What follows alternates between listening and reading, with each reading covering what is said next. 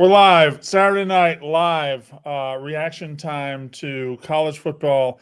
Big day, big night. The first didn't feel like it was going to deliver for most of the night, but then it delivered in spades at the end. We just watched Georgia and Alabama. Alabama wins 41-34. I'm looking at a whole bunch of hillbillies playing a bunch of Alabama music right now. They're happy, but we'll get to that. Kayce. High noon. A day like today when it starts off with a top 10 upset and it ends the night with a gigantic top 4 matchup that lives up to the hype. High noon's the perfect drink, yes? Yeah, I can imagine there's a lot of high noon flowing in Tuscaloosa, Alabama right now, and probably a lot in Lexington, Kentucky. We can go down the list of where all the high noon is probably flowing. But Ev, what we do know is no matter where they're drinking it, it tastes delicious. HighNoonSpirits.com. The teas, which is our personal favorite, the tequila, the vodka, the original, all of them, Ev, all of them. If you're a college football fan and you're not drinking high noon today or tonight or tomorrow morning, what are you doing? I couldn't have fathomed taking in today's action without high noon. I mean, just unbelievable slate, unbelievable beverage. High noon, the absolute best. HighNoonSpirits.com, find a pack near you. And the end zone pack is a limited edition, so go get that now. Brandon. All right. Alabama, 41. Georgia, 34. We're going to get to a lot of other teams, a lot of other stuff that happened, but that is first and foremost in our mind because it just happened and it was awesome. So many ways to attack this game. I'm going to choose to start just in that fourth quarter because when Georgia was down 28-0, then they were down 30-7, I believe. They were just down. They were dead. They came out lethargic in the first half, one of the worst first halves I've ever seen of a Georgia team since Kirby Smart got there. They come all the way back. Carson Beck gets off the mat, and he was terrible for a while. He gets off the mat. Ultimately, though, Big Av, we'll pick apart Georgia and Alabama's individual games. Phenomenal football game. I mean, one of the best games I've ever seen. I don't know how you top that for a game of the year. Maybe we'll get lucky, but that was truly an unbelievable. I mean, just for the Carson Beck deep ball to then the Ryan Williams touchdown was like one of the craziest two-play sequence. And then I can't even fathom it. Like you said, there's so many different things that happened. I don't know if Carson Beck is good or not. He might be great. He might stink. I don't know. I think he's really fucking good. He just needed something to trigger it tonight. Like he was bad in that first half, but when he got going, he got it going. Kayce, phenomenal football game between two playoff teams. I think it's pretty safe to say right now those look like two playoff teams. I didn't think that about an hour ago, but I think it now. Well, that's what makes this game even better, in my opinion, because obviously, yes, like if you want to watch 60 minutes of like incredible football and dramatic football, that's not what we got tonight because the first half was so fucking awful. But that's what made the second half so much better because there were so many people that probably went out, tuned out of the game, whatever, like, okay, they're down 28-0, 30-7, like, forget it. The fact that it was like the chipping away and then they were down by 5, at one point, it was just the whole thing was insane. And the two plays, Ed, that you just said, like if you weren't screaming and yelling responsibly with both of those plays, like the emotion was like, I have chills still. Like I can't imagine being in that stadium. And it's just, an instant classic. I really wanted it to go to overtime. I hated that he threw the interception at the end. I really wanted to see more football, but alas, that's what we got. Pretty awesome. Blutman is furious that we're not talking about UNLV Fresno right now. But we're gonna get to it, Blutman. I promise you we're gonna get to it. That's not true. That was one of the best. That might be the best football game I have ever watched. That one we just saw? I cannot. There are so many things I can't believe. I can't believe that I'm like alive at the perfect time to be witnessing Jeremiah Smith and Ryan Williams in the peak of their careers. I cannot believe that I'm going to be able to watch them for like 15-ish straight years of just utterly dominating secondaries. I'm kind of just in awe of the game we just watched, and it perfectly encapsulates why we all love college football, why college football is the best sport, why the NFL just fails to surpass this great game. Like the NFL's not touching that. No, they're not. That game's over when a team gets out to a 20-0 lead. This was it was amazing. We've seen some big leads go away in the NFL. But like we can point to the Tom Brady 28-3 comeback, and like obviously we've seen some, but like that being like the number 2 and the number 4 team in the country, and how perfect Alabama played in the first few series. I agree with Liam completely. Like college football it had the drama that does not happen in the NFL like it did tonight. We've seen some, but that happens more than I give it credit for. It doesn't happen as much, but it does happen, but it doesn't happen as much. And a college football Saturday night like this is truly special. Ryan Williams is a great place to start because Alabama kind of frittered away and almost threatened to piss that game away. They were up 30-7. They were up 33 to whatever. Then all of a sudden, in a blink of an eye, I had to call my mom. I knew because my mom called me when it was 28-0 and says, "You see what's happening on the TV? Roll Tide." And I said, and so I called her ass when it was 34-33, and I FaceTimed her, and her ass was sleepy and it was dark. I said, "You're in the bed, ain't you? Huh? You're in the fucking bed." And she said, "Yeah, what happened?" I said, "You better get up." And as soon as I said that, boom, Ryan Williams goes for 75 yards. But isn't that amazing? You have the most talented players in the country on the field just going to war for 59 minutes. And when Alabama falls down late, they say, "You know what? We're going to give it to this 17-year-old kid. And he's going to catch the ball at midfield, make 3 moves, and we're going to be ahead again." Phenomenal performance by him. It was awesome. Now I got to start my negative questioning because Kirby, he stinks. What? I don't know if he stinks because he did come back, but he had moments of stinking. Why weren't they ready to start? Why are you falling behind 28-0? You don't have 28-0 talent on your team. You're not the kind of team that needs to be falling behind 28-0. You've got the most talent in the entire country. How in the world did Georgia come out not ready for this game and Alabama came out perfectly? The first quarter, that Alabama coaching staff and Jalen Milroe ran circles around Georgia. Georgia ended up getting it back, and somebody had to win, somebody had to lose. Georgia should be fine going forward, although they do have a rocky road because of the schedule. But if they're just average in the first half, Big Ab, they win this game. I mean, no, 100%. It was just shocking to see a team with that much talent, a team like Georgia just get punched in the mouth like that. And not even, I won't even bring in like the third touchdown where they had the turnover short field. I mean, those first 2 drives were just, clinical. Just they were so easy, just bang, bang, bang down the field. As Cincinnati missed the field goal too, maybe push, maybe cover, depending what you had. But just ridiculous. Milroe. There was a moment I was like, was Nick Saban holding this team back? Yeah, there was a moment did it take Kalen DeBoer come in here to unlock Jalen Milroe? Is he just like the greatest quarterback ever, and we just didn't know it until Kalen DeBoer came around? Then obviously they come back to life a little bit, but 10 minutes in the game, I just had to look in the mirror. I was like, Jalen Milroe, the best player in the country, and I just haven't been seeing it. He is. He was Big Ev. He was throwing dots. He was throwing perfect dots everywhere he threw it, whether it was an out, dot, whether it was in the middle, dot, down the field, dot. And then when he decided to run, he would just be running and then turn and go towards the sideline to get an angle, just run around.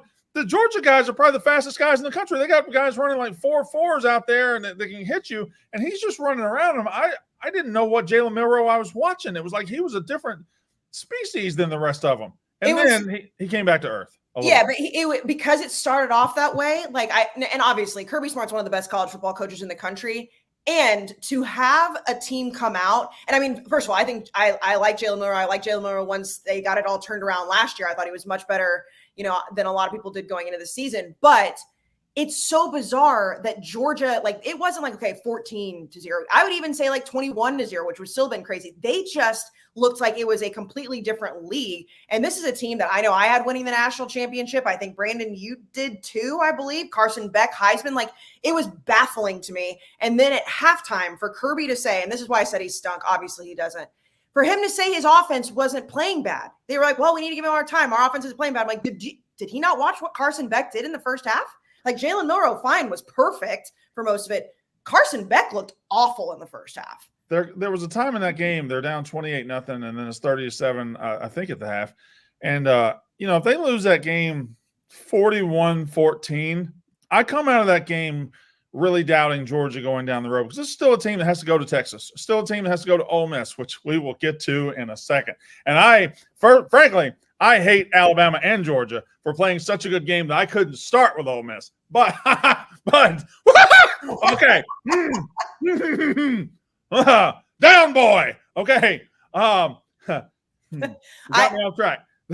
if they had not come back and shown fight in the third, fourth quarter, I was literally going to get to the night and be like, this team might not make the playoff, but they showed enough fight in the end where I think they will be fine. And thank God for the 12-team playoff, because the chance we see these two teams play again with something on the line later exists. The chance we get one of these teams to play Texas with something down the line. Like, I just love it. I thought tonight was a perfect encapsulation of the new era of football, because this isn't just a one-off. We might see this with bigger stakes later. And also going into this game, we talked about, whether it was going to be Carson Beck or Jalen Milroe. And obviously Jalen Milroe came back down to earth a little bit, but Jalen Milroe just is going to skyrocket up the Heisman boards, I would assume, after what happened tonight. Well, he was already pretty high, I think. I know, but and Cam Ward I think he's going to fall, but that's a different conversation. Cam Ward should not fall. He will though. He should no. He should not. I don't think so. I think Jalen Milroe will have better odds than Cam Ward tomorrow. I'm not worried about Cam, when I say I'm just saying strictly odds. But Cam Ward should not fall. Cam Ward put that team on his back last night. Well, the game was insane too. Milroe put that team on his back tonight. So they're both gonna be near there. They're both gonna be way up there. Just great. And there was I don't know what you say about it other than the fact that Alabama just won a very hard-fought game. Obviously, Alabama, before this game, I had Ohio State, Texas, Georgia ahead of everybody else. There was a gap after them, and those were the best three teams. I think Alabama just now replaces Georgia in that top three and moves on. I don't think Georgia falls very far. I think they're pretty fine. It would have if it was like you said, 30-7 at halftime. Like if that would have continued to look that way, then they absolutely would have. But the fight back alone against an Alabama team who was just firing on all cylinders, like they're still obviously going to be in the playoff mix. That Georgia-Texas game is going to be something. Big Ev, let me ask you something. You're down that big, 28-0. You have a choice. I roll over and quit or I fight back. They fought back. They fought all the way back and took a lead 34-33. They fought all the way back, and then they end up losing again. So where do you balance feeling good because you fought back and feeling like shit because you fought back and lost? I think you have a team that can take some lumps. I think you have a resilient team. So that's right. That's where I've fallen. I think it's a game where you go back on it. Kirby's in the locker room right now. There's no moral victory in it, but he's looking at his guys and he's like, I'm proud of you boys. That's what he's saying. Yeah. He's like, this is a team that I know can quit. That I know won't quit. That'll fight. Got a little tear coming to his eye. I'm like, yeah, I know I can go to war with you guys now. I know. I will say, one, I think it was Beck's second pick. That was pretty bad throw. Awful. And he comes to the sideline and Kirby kind of grabbed him and didn't yell at him. He kind of gave him one of those you go back out there and you sling that rock, shake that one off. And I like to see that, he clearly believes in his guy, and he should. Yeah, I think Kirby is probably definitely going to do everything you guys just said. And obviously, they fought back, and it's going to be great. Hey, we came together. Kirby and his coaching staff are definitely going to be sitting there how the fuck did we put ourselves in the position where we had to do that? That to me, if I'm a player right now, sure, you're down, you lost a rival game, you fought back, it was crazy at the end. But to be down 28-0 when you're ranked number 2 in the country, that is the bigger issue that I just don't feel like I'd ever get over. Especially depending on what happens, moving forward. But that you cannot go down 4 touchdowns right off the bat to Alabama. I want to give a shout out to the Alabama coaching staff too, because the first huge spot for Kalen DeBoer, and he was just like a duck in water, man. There was just nothing. They were ready to go. They were ready to come out. Their first 15 plays scripted were perfect. Milroe looked like he was in a rocking chair. He was so comfortable back there. It was just they took advantage of.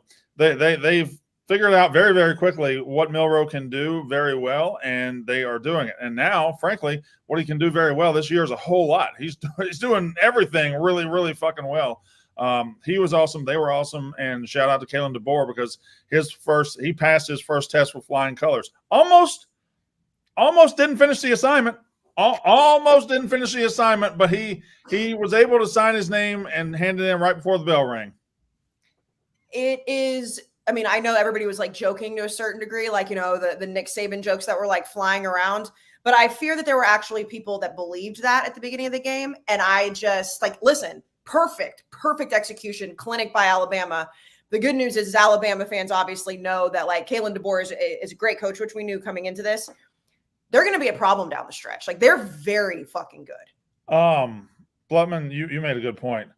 We live in a time where we can watch Ryan Williams' college career and Jeremiah Smith, who we'll get to a little bit later. Just two freshmen who were in high school last year that are at the very top of the sport. I know Jeremiah Smith did what he did tonight. He had 2 incredible catches on one drive. But, like, Alabama and Georgia is the number 1 spot in the entire sport. And when it came down to it, they literally went straight to the 17-year-old kid. That was their game plan. He dropped back. He said, fuck it. Ryan Williams down there somewhere. He threw it. He went and got it. And then he scored. Like, I keep saying phenomenal. I've said the word phenomenal. The word phenomenal suits it perfectly. He's just a freak. Terrific football player. It's not even just the catch that he made. It was the moves after he made the catch. Like, he was just able to just like catch insane passes and then make moves that a 17-year-old should not be able to make over and over and over with all that pressure. But he does. I can't wait till he turns 18 so we can stop saying it. But he is 17. So no, it's like Braille now, and he'll be in the NFL and we'll still be saying he's 17. He's still 17. It's just absolutely ludicrous what that kid could do at that age against that talent and on that stage. And it's the total all-around package. His cutting, his footwork, his body control, the acrobatics, the pinpoint, the concentration. Like, we're talking about this kid in the game he had, and we're not even talking about the juggling catch that he made earlier tonight. That was sensational. He's the real deal. I don't understand how he does it. I genuinely cannot figure it out. And he's not like overly big. Like he's just a freak. How much does he weigh? 170. Can't be much. Yeah. He's small. He's thin. We got a lot of teams and games we need to talk about because Alabama. I start writing my my notes for this show at halftime of the night game, and the headline of this one is literally "Bama kills Georgia." Where does Georgia go next? So that's what I had. I ended up I got a lot of scratching out here, like all of this. But is UGA in trouble? I just went back and said, no, they're not. No. They should be fine. By the way, he's 6'1", 174, if anybody was curious. Yeah. Yeah. So let's do a little business, and then we're going to dive into the rest of college football. Well, Brandon, I'm sure there are a lot of people across the country that were, stop right there. Austin Griffin says, Brandon, admit you were wrong about Bama and move forward. We can move forward. But you said Bama was going to win. I did pick Alabama. They're fucking hillbillies that have 3 teeth. They're not smart enough to follow along. I did say Alabama was going to win. Before the season, I thought Alabama's going to lose to Georgia, and then Kalen DeBoer it's going to be a crossroads with his Alabama fan base. Well, I was wrong because Alabama didn't lose this game. They came out, took control of this game early. To this point of the season, I have been dead wrong about Jalen Milroe, who I didn't think was all that good. I've been dead wrong about Kalen DeBoer, who is ready for this job. I've been dead wrong so far. And the indications are I'm going to be dead wrong throughout the year on Alabama. So I'm going to be wrong a lot. Alabama is probably my number 1 wrong team so far this year. Now let's do some business. You said they were going to win, though, so you're not, whatever. Beside the point. No, I realized this week that Alabama was going to win because it was going to be the most miserable thing for my life, and that's how these things work. I know that I said Alabama was going to be my surprise team.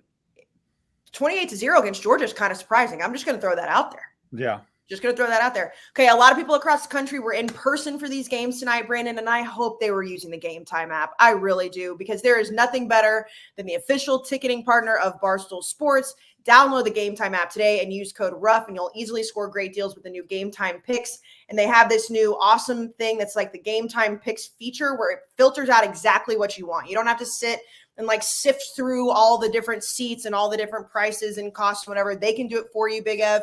And I'd imagine there were probably a lot of people maybe in or around Tuscaloosa today that were like, we're going to pay $1 million to go. We're just going to tailgate and see what happens. They probably use Game Time to get into that game. And I would assume if you're an Alabama fan, you're pretty happy you were there. Thank God for the Game Time app. Thank God. Thank God. Thank God. Yeah, they filter out all the fluff. You get incredible deals on great seats. You don't have to waste time searching through thousands of tickets. We've all used it for not just college football, concerts, comedy shows, hockey, baseball, NFL. They've got you covered. Download the Game Time app today and use code RUFF to easily score great deals with the new Game Time Picks filter. Use that. Ticketing apps don't have that. Game Time does. What time is it? It's Game Time. And also, if you want to go online, gametime.co as well. So if you don't have the app, you should. But gametime.co, use code RUFF. Game time. All right, I pulled 2 more games out, and then we'll dive into the rest of the country, and we'll go throughout the entire country. The second game I pulled out happened this morning in Oxford, Mississippi, where the number 5, number 6, Ole Miss played host to the Kentucky Wildcats, a basketball school, if y'all don't know. But the Kentucky Wildcats go into Oxford and beat those phony, overrated douchebag pieces of shit. Lane Kiffin with his little, my TikToks and all that shit. Guess what? Oh, yes! I love football. Brandon, there are, I mean, I know you so Let me well. tell you something, Kayce. Let me tell you something. There's going to be, hold on, Kayce, this is my time. Let me tell you something. Let me tell you something, brother. Let me tell you something. I know that my team is in a time of renewal, and we're trying to figure some things out. We're 1-4 now. We lost to Texas today, and it's bad. We lost to Toledo a couple weeks ago. So because of that, I get a little sad because of college football. I'm like, when will college football give me a break? Because I am watching my team stink, and we got our first year of the coach, and I'm just, give me something, God. Come on, give me something. And meanwhile, I got to watch my arch rival, my bitter arch rival, have a national title caliber team. Well, big guy, he took care of one of those for me today because they ain't shit. They ain't shit, Big Ev. Jackson Dart, no. That offense, no. For 4 weeks, they played absolute pillowcases. They played nobodies. They beat Furman 76-0. They started pumping their chest. They beat Middle Tennessee State. And now you get to the SEC and you play Kentucky. You score 17 points. Big Ev, you're not going to enjoy it as much as me. But did you kind of enjoy it, though? Brent, I mean, they're a soft football team. That's but what I that saw. bitch team is what they are, Big Ev. I saw a team that for the first time this season ran into a physical team. They got punched in the mouth and they didn't know how to handle it. That you want to know what they are, Brandon? This might hurt. Mouth. To me, they had a little they're Miami Dolphins-esque. In the sense that they are, I didn't mean to, I know I promise there's no pun in that. I really don't. It's they beat the shit out of really bad teams. Yeah. But when they play, and this Kentucky team, I don't even want to say they're a good team. I think they're solid. They're a solid football team. I'll give them that. They play a physical, tough team, and they get punched in the mouth, and that's what we saw. I was pretty surprised by it. I thought they were much more talented. I thought they were better than that. Apparently they're not, and that's just a kind of game where that's going to happen again to them sometime down the road. Like I don't think that was. It might happen next week. They got to go to South Carolina. Yeah, no, I agree. I don't think this was a fluke. I think this is something that could come up once, twice, who knows, a few more times this season. They're not who at least I thought they were, and probably a lot of other people thought they were. No, they did not look like a legit top 10 team. I know Georgia played this Kentucky team a couple weeks ago on the road, and it was 13-12.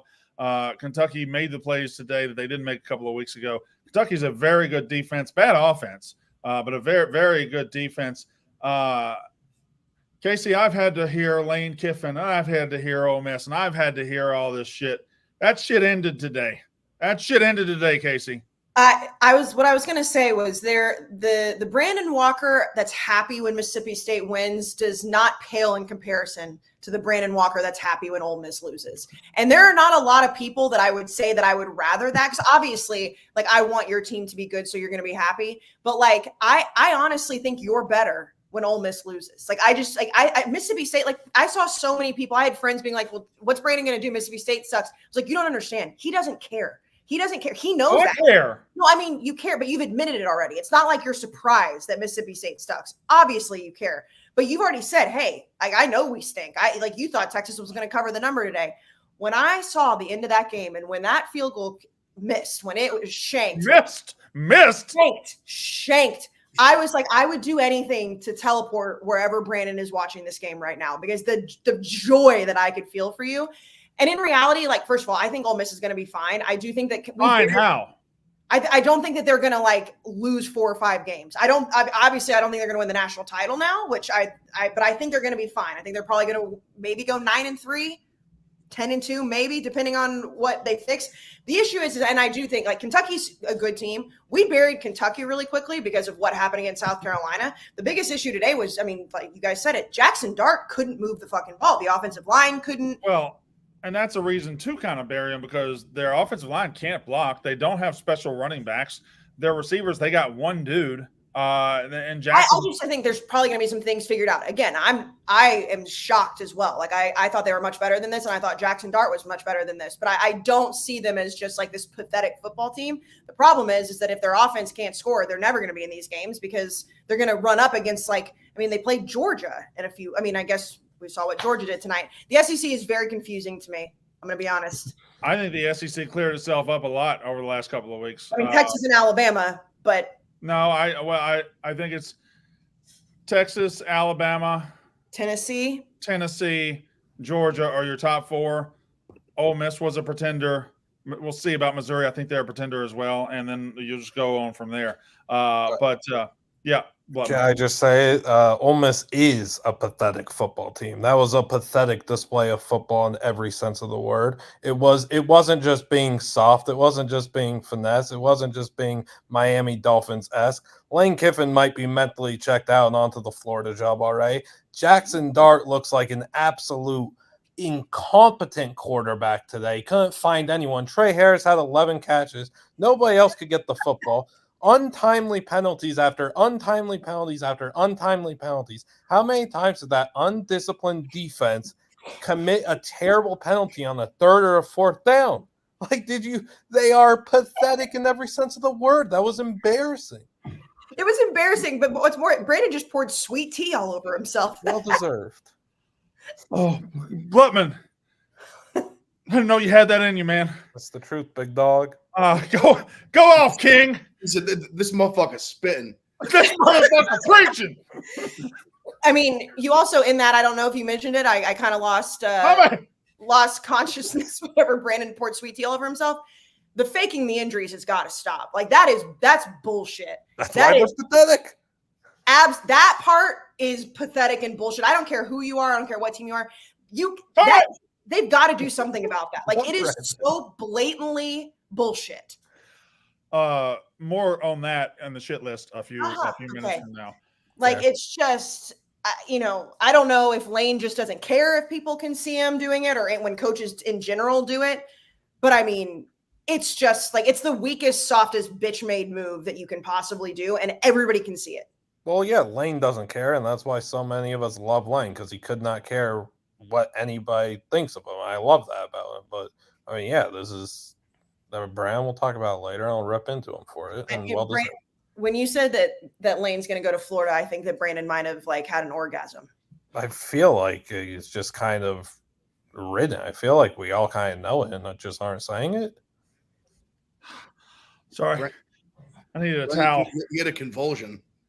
Yeah, it is a word. Turns out if you pour unsweet tea all over yourself, it just goes straight to the floor, and then you're just standing in unsweet tea. Honestly, unsweet tea is better. I was worried that in about an hour when we're still doing this, that your hair was going to be so disgusting and sugary that you weren't going to be able to take it.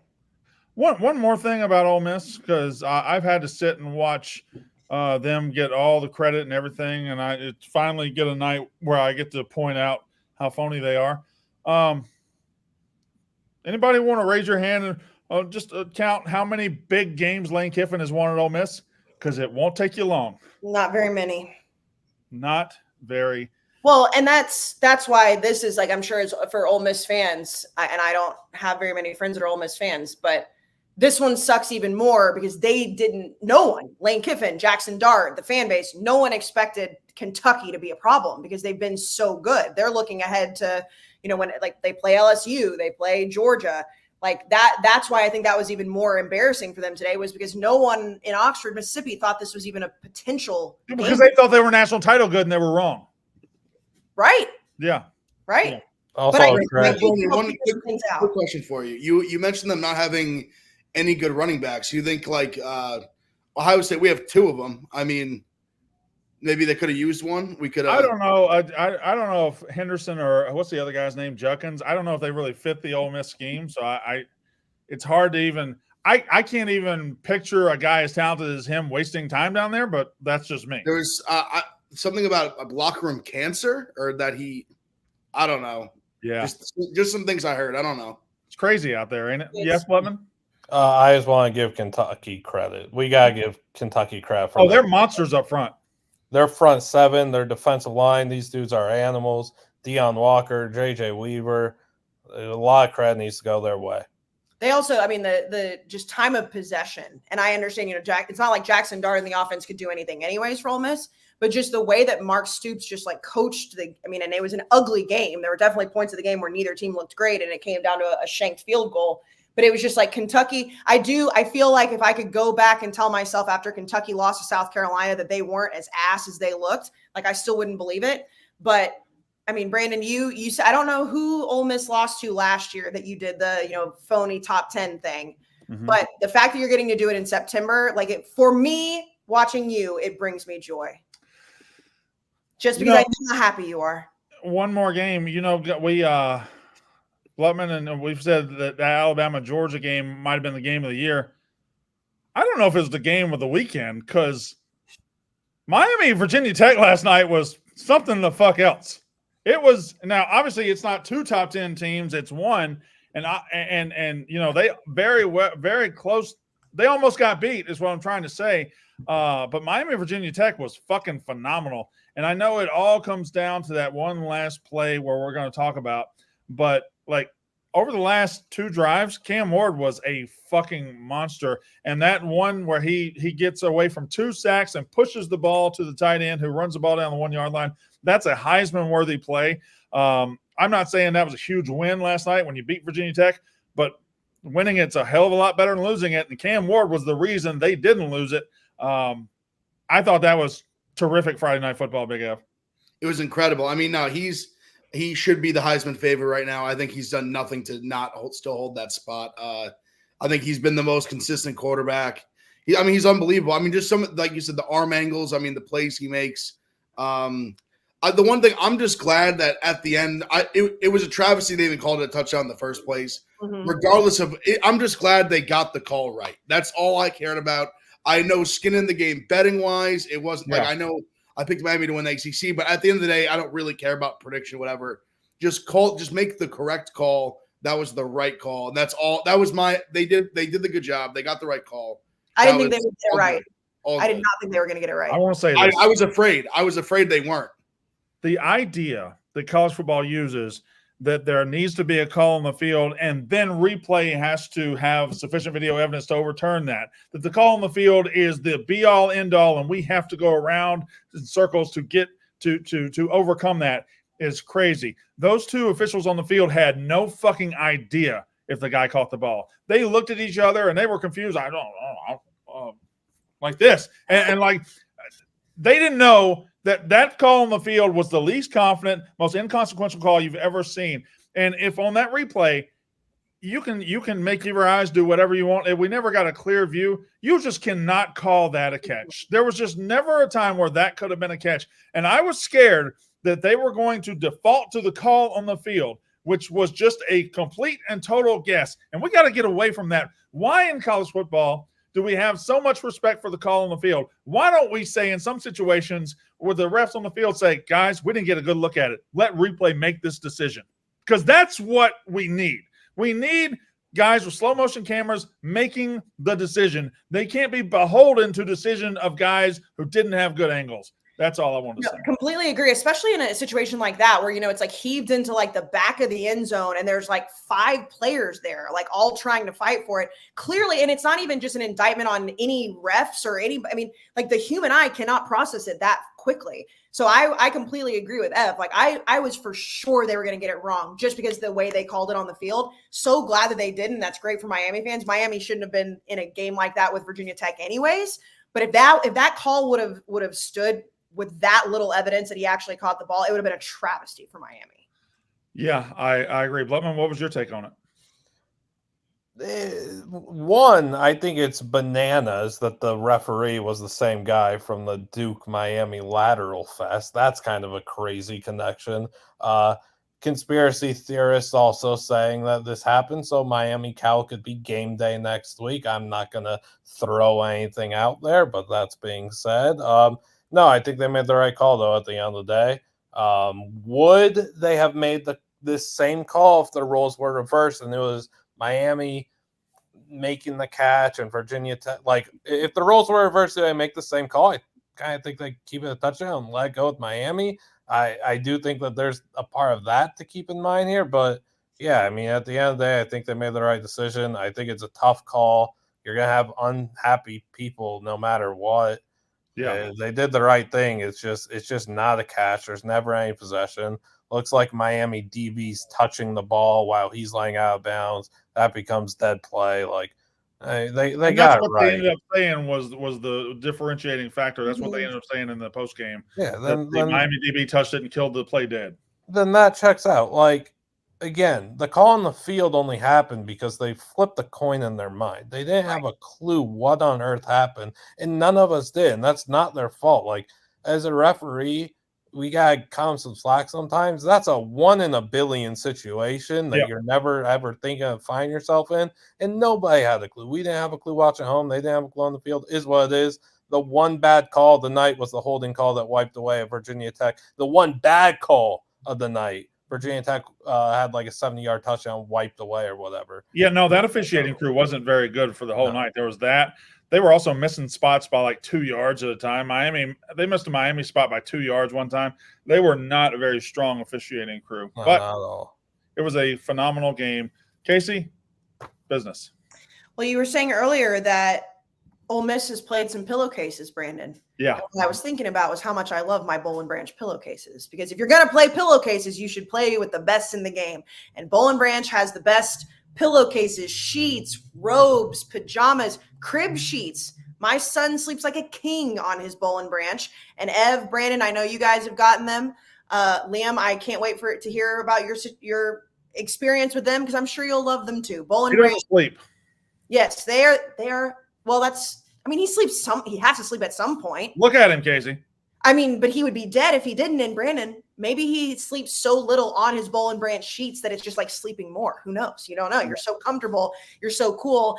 Going into the fall, obviously the weather's going to start to change. But the best thing about Boll and Branch is no matter how high your heat's on in the house, because it's cold outside, no matter how cool your air conditioning is, you are going to feel phenomenal. Ev, I know you're a big Boll and Branch guy. Big Boll and Branch guy, right? They're phenomenal. The sheets are incredible. The waffle blanket, one of the most comfortable pieces of just fabric I've ever had in my life. Boll and Branch is unbelievable. They are the best. They are the highest thread count you can get. It's all 100% organic cotton. They know where the cotton is coming from. So if you're into the, being environment friendly, Boll and Branch has it all. They do it all. And they also give you a 30-night worry-free guarantee with free shipping and returns on all U.S. orders of $100 and more. For some reason you don't like them, which I'm going to guarantee that you're going to. And guys out there, again, girls like sleeping in nice sheets. So get your girl a nice set of sheets. Why not? Enjoy 20% off free shipping with your first set of sheets at bollandbranch.com with promo code RUFF. That's Boll and Branch, BOLLAND branch.com, promo code RUFF for 20% off and free shipping. Exclusions apply. See site for details. Start getting your best sleep this fall with Boll and Branch. And treat your lady, treat your guy, treat whoever to nice sheets. I know nice sheets, Brandon. I know nice sheets. that you do. Wow. Okay. A sheet connoisseur, some would say. All right. So I'm going to go around the country and I'm going to hit what I need to hit. And you guys, if I don't hit something, you can call it out. But I got to start here. Don't look now, because I'm about to make a declaration. Colorado might have a path. They are 4-1. They go on the road to UCF and beat the living daylights out of UCF, 48-21. Travis Hunter has a Heisman-type day. He has 9 catches, 89 yards, a touchdown, has a diving interception that is phenomenal, never leaves the field. Shadur Sanders, 290 yards, 3 touchdowns. They go on the road in the Big 12, and they destroy UCF, a UCF team that Big Ev, among others, thought could be a surprise team waiting there. Big Ev, they smoked them. They absolutely smashed them. They stink. That was an embarrassing performance by UCF. But you got to give credit to Colorado as well. They played phenomenal. They actually, the thing that they did in this game that I feel like they hadn't done as much, they established some run game here. Mhm. Yeah. At least a little bit, at least more than they had previously, probably the last 2 years. They didn't just and Shitter made some unbelievable plays. I mean, Travis Hunter was ridiculous today. Some unbelievable catches, insane interception. He had diving interception. He's the hype around him is building. Like I think the case the path for a Heisman, I think minimum finalist and even to maybe win it if a few balls bounce the wrong way from some of the quarterbacks. I think we're getting closer and closer to it being a reality. I think he can win it. I think he's in the top 3 or 5 right now. Yeah, I think Yes. the my only issue with him was never is he good enough. Is he How going long- to be able to stay on the field? He got hurt at the end of the night. Like at the very end of the game, the last play that Colorado played, scored a defensive touchdown. He got rolled up on tonight and went to the injury tent. I think he's okay. But Kayce, I would say I just want to say this. I think what it is too, getting this big win helps. I think him so much in the sense that would they give the Heisman to a guy on a team that's 5-7? No. Would they do it to a guy on a team that's 8-4? We've seen them do it before. They did it last year. well, What for else? example, 9-3. What else? You got 9-3, 8-4. We've seen it quite a few times. Lamar's team lost a few games. I know their quarterbacks. My general point is just that they're more likely if your team at least is a competent team. I actually think it helps his case quite a bit. well, they're 4-1. They got K-State at Arizona, Cincinnati at home, at Texas Tech, Utah at home, at Kansas, Oklahoma State. I don't know what it looks like coming down the stretch, but it's going to be better than it was last year. They won 4 last year. They've already won 4 this year, Kayce. Well, and the biggest thing with that schedule is they now go into a bye week, which is like perfect for a guy like Travis Hunter, who has played a gazillion snaps. And now they've got a bye week, October 12th against Kansas State. But watching this, and again, like I understand they didn't look good against Nebraska, and that's fine. The difference between the conference that they're playing in this year versus what they were playing in last year, I mean, the Pac-12 had, so many phenomenal quarterbacks. They could literally just throw the ball against Colorado week in and week out. The Big 12, and I still think Utah is the front runner in that, but the Big 12 is just not as good as the Pac-12 was last year, internally at least. So the way that Colorado has bounced back and has now won 4 games in September, to me, when you just look at the conference as a whole, like the problems that they had against Nebraska, the problems that they had earlier in the year, they seem to be getting better at, and they're in a conference that is weaker. I'm going to save my Travis Hunter stuff for later in a different segment, but that kid is phenomenal, and the bye week could not come at a better time for him because now he's going to get that rest and he'll be ready to bounce back against Kansas State. And I just love it. It's absolute cinema. They were 14.5-point dogs today, and they go in and just fucking mollywop UCF. It was great to see. Michigan survives Minnesota, and Michigan got extremely lucky today because when they were getting the refs bail them out on an onside kick, when they had to have NCAA step in and save them from an embarrassing loss to Minnesota, I was occupied with some goings on in Oxford, Mississippi. So my hands were tied. I couldn't watch Minnesota get absolutely royally fucking screwed at Michigan, but Michigan's not a very good football team. They won 27-24. Big Ev, they got fucked, right? Yeah, listen, we kind of hinted at it where a team that can at least somewhat match them physically, they're not dynamic. They don't have a dynamic bone in their body. They have nothing about them that is dynamic. They don't have the speed they had last year. They don't have the dominant push they had last year. They can still, obviously, they can run the football. They've made that clear, but not in the same fashion they have the last few years, in my opinion. And you saw a very mediocre Minnesota team take them, have them like very, very dangerous territory there for a second. Yeah, it took a few bailouts for them to get home, but they're just, they're a good, they're just like a solid team. I don't think they're anything more than that. Michigan won the game with 241 total yards. That might be 291 and 86 passing yards, and they still won the game, Kayce. They're just not going to have success when they play teams like Ohio State if you can't throw a forward pass. Like, it's not even like it's like just an internet joke. Like, Alex Orji cannot throw the ball forward.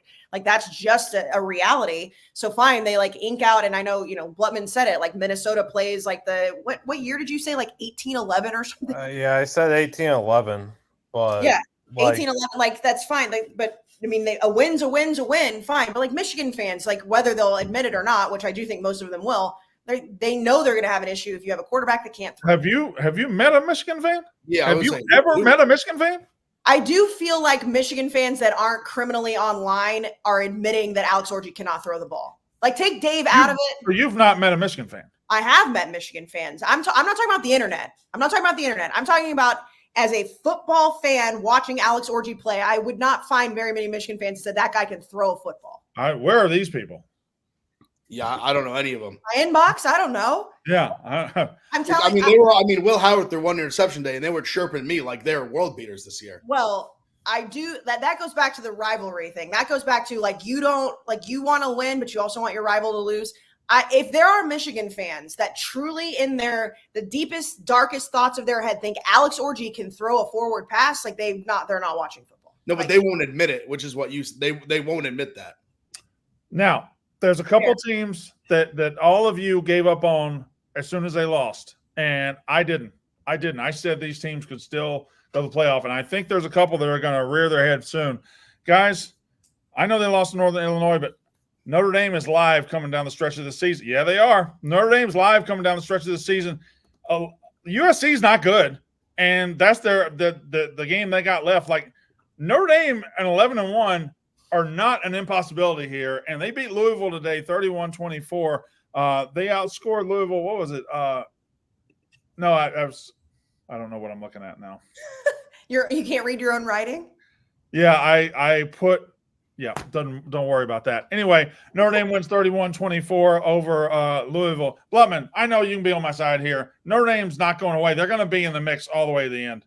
Yeah, favorable schedule helps. Again, the thing that they had going for them, even with the Northern Illinois loss that I highlighted, was they have an identity. They have a great defense. The offensive line's got to figure it out, but they want to run the football, and they want to do that well and successfully. When you have Riley Leonard's legs and Jeremiah Love, so there's always 4 legs that you have to think about, like, beating you. It's tough. It's tough to beat. Kayce, did you see what I bought my mama for her birthday? I did. You showed it to me. So she got it today, right? Yeah, you should text her tomorrow. She's happy. Okay, I'll text her tomorrow. What, did she cry? She cried. Yeah, she cried. Oh my God, it's the cutest. Yeah, I'm a good son. That's all. I'm a good son. You tell her you loved her? No, I didn't do that. God, what do you think? Come on.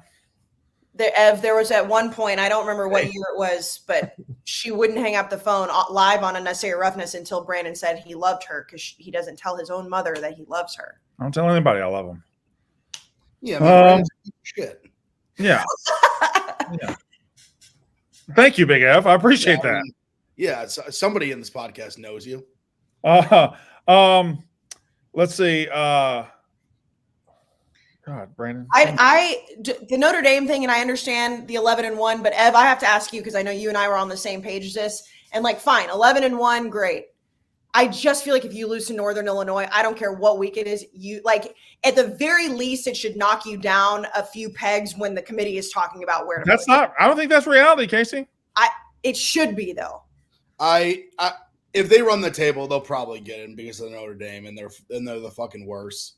And they'll get beat the hell up by somebody. But no, I bet they beat Louisville. I didn't think Louisville was good after watching the game. I still don't think they're good. I think Notre Dame's good. They're decent. I mean, Blutman said it well. They have a good defense. They know what they do well. They're not going to knock your socks off. They're not. I just don't think. I think when they play like some of the more elite teams, they will get hammered. But they don't have to play any of those. They don't have a single one of them on the schedule. Like if they go 11-1, they'll probably sneak in the back door. An SEC or a Big Ten team that loses 2 games, depending on who they lose to, like Georgia losing to Alabama, and like let's just say they lose to Texas in a phenomenal game, whatever. Like I would still put a 2-loss Georgia in over a 1-loss Notre Dame because of who Notre Dame lost to. Maybe that's not fair. I don't know, but like I don't feel like you can lose to Northern Illinois and be a playoff team. All I'm saying is at the very end of the season, when we're getting ready to talk about the playoffs and the 12 that are going to make it, we will be talking about Notre Dame. Oh, I'm sure I'll eat crow on it. Can I ask a hypothetical? Yeah.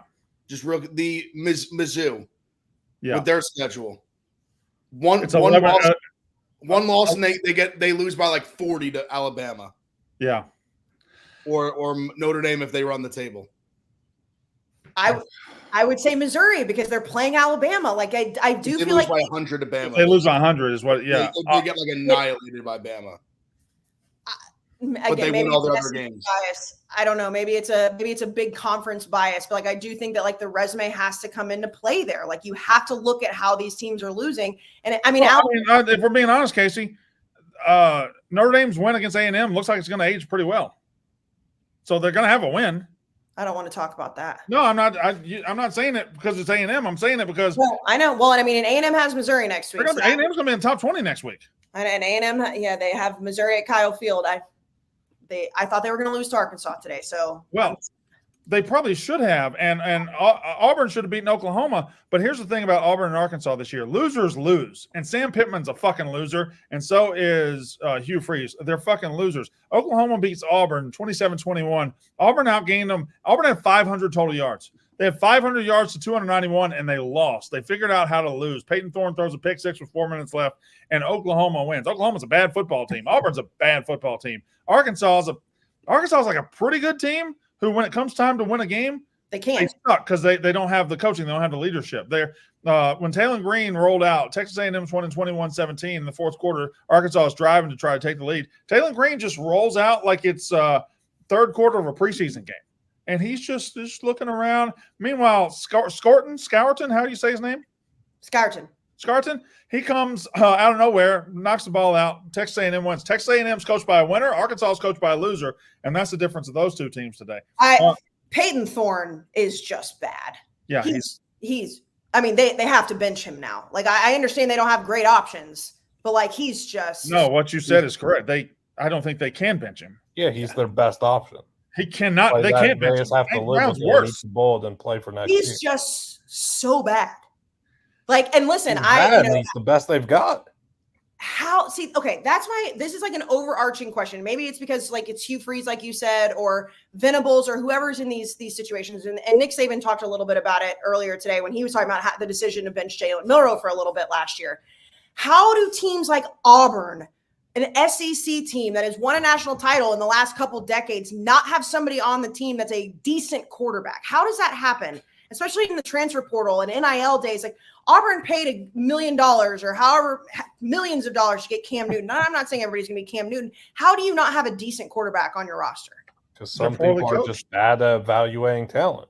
Yeah. That's the guy they identify, and they were just flat out wrong, and they got to eat it and play till the next one. They tried believing too long. They tried making it work too long. It doesn't work. Again, play for 2025. Heck, they have a guy on the roster they could try right now, quarterback, if they want. Sam Jackson, who's playing wide receiver for them. Why not do it?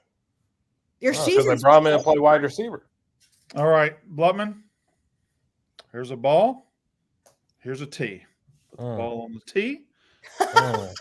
UNLV 59, Fresno 14. UNLV was in the news all week because Sluka Doncic over there. Yep. Sluka decided he was going to transfer and take his red shirt, and he went to the press and he said, "You know what? These guys offered me $100,000 and they never gave it to me, and I'm going to go." And then amidst all that, he said, she said. We're not getting into right now who was right and who was wrong. This isn't about that. It's about Haj Malik Williams taking the job, stepping up after the starter leaves, and UNLV was better today than they've been so far, and you said that would happen. Yep. I spoke all week on it. If you didn't listen, then that's on you. On to Syracuse. What? He doesn't want to take his victory. What do you mean on to Syracuse? I teed you up. Friday night, UNLV Syracuse at the Haj Mahal, baby. Get your tickets. That's good. I can't take credit for that one. I could take credit for Sluka Doncic. Can't take credit for Haj Mahal, though. We weren't going to give you credit for it. That's fair. No, I mean, their offense, as someone who has watched more UNLV football than an average person should, I've watched, I'd say, 80 to 85% of their snaps in the last, season and a half, I think we could say now. That was what that scheme, that go-go is supposed to look like. Smooth, comfortable, quick, good timing. And that was never there with Sluka, and that's the stuff I was trying to convey to you guys and so many else, that it just wasn't working with Sluka. And yes, you saw today why there was truthfully a push to get Haj to be their starting quarterback, and he showed today why that was true and why it was happening. And man, you could just see everything on that team. the wide receivers, the defense, everybody came together. On you. They just look so much better. They look like a more complete team. And at the end, like that defense will never get the credit it deserves because all the eyes are on the offense. All right. So Blutman, we're 5 weeks in. Mm-hmm. Boise State has a loss to Oregon, but they look really good. They're up 24-10 over Washington State right now. They're ranked. UNLV is undefeated. I'm sure I'm missing a couple, but are those the two leaders in your eyes for that group of 5 spot? I think it's fair to say those are the two leaders, but I do think the best two teams are UNLV and Tulane. I just think that they're way more complete teams than Boise State. Boise State's playing a really good game tonight, though, and especially defensively, and that's kind of my weak spot with Boise State is I don't really trust the defense, and I don't trust that passing attack. If you're able to stop, which you can't really stop Genty, so the passing attack, whatever, but Boise State's doing a really good job tonight. I'd have them at the 3 or the 4. Kayce, go Big F. Sorry. I just want to throw one team. I don't know how they're an independent. If Army was able to knock off Notre Dame, I just want to throw their hat in the ring. That's all I'm saying. I'm a big Jeff. Coming up in a minute. This team is out here dominating people right now. Well, I hold on now, and they're throwing the rock a little bit. Wilson Daly's a dog. You know who's up? I was going to do this later. Army? No, not just Army. The fucking troops. Yeah, Army and Navy. Good. Yeah, it'd be insane if we had. It'd be insane if we had Army Navy back-to-back weeks with conference championship and Army Navy week. That'd be crazy. What if we had? It's not going to happen. Can't. What if we had 12-0 Army against 12-0 Navy? Imagine they played for a playoff berth. It would be insane. That'd be the best. Unbelievable. I mean, because that game's already just like, I mean, listen, like the pageantry is great, and obviously it's the troops, and like we're usually there, but like then the game starts, and you're like, all right, like okay, like thank you guys for fighting for our country, and also like this football is not great to watch. A playoff spot on the line would be insane. I don't think you guys just registered what I just said, that they could play back-to-back weeks for a conference championship and then Army Navy week. You're right. I did not register that, and I apologize. Correct. That's unbelievable. I was trying to look up the rest of Army's schedule in the. Blutman, why are you hollering? I'm not hollering. I'm just saying, like that's back-to-back weeks. That's back-to-back weeks that a playoff spot would theoretically be on the line, and that game is being quantified. What, like 10 times, 100 times, like it is? Yeah. I don't know. Like that's unreal. Okay, so they go Tulsa, UAB, East Carolina, Air Force, North Texas, Notre Dame, UTSA, and then Army Navy. Well, they're not going undefeated, but it would be awesome if they could somehow. They got a really good AAC draw, though. Is the thing they didn't draw Tulane. Memphis isn't that good anyway, and they don't play them. And South Florida's a joke, and they don't play them. So, earlier, Kayce, you said Utah looks like the class of the Big 12, and up until today, that's true. They're in trouble. Yeah, they're playing Arizona right now. It doesn't look great. Yeah, they're down 13-3. They can't score. All right. Let's see. I hit Notre Dame. USC is down.